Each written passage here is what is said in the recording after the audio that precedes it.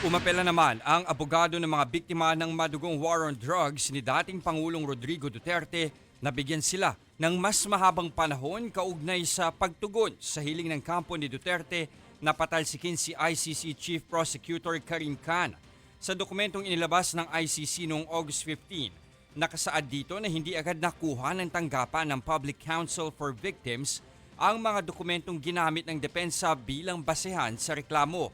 Dagdag pa nila, nabigyan lang daw sila ng access sa mga dokumento noong August 11, 5 araw matapos ihain ng depensa ang petisyon noong August 6. Dahil dito, humiling si ICC Principal Counsel Paulina Masilda na magsimula ang pagbibilang ng deadline mula sa petsa nang matanggap ang mga isinumiting dokumento sa kampo ng mga biktima ng war on drugs.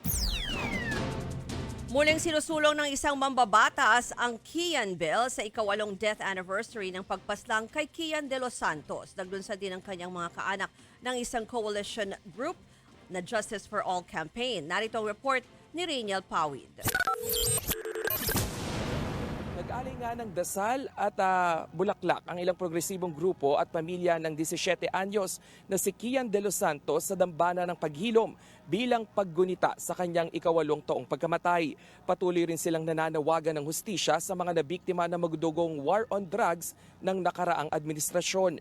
Ayon sa tiyuhin ni Kian na si Randy de los Santos, malayo pa sila sa hustisya. Pakinggan natin ang kanyang pahayag. Tatlong kaso yung sinampa namin eh. Murder lang ang nakonvict eh. Kamusta yung planting of evidence ng barel? Planting of evidence ng droga. Ilan pa lang ho ang naimbestigahan.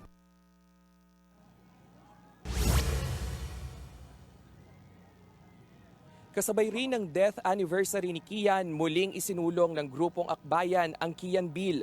Layo ng panukala na tuldukan ng anumang uri ng police violence kabilang na ang pagtugis sa mga sangkot sa droga.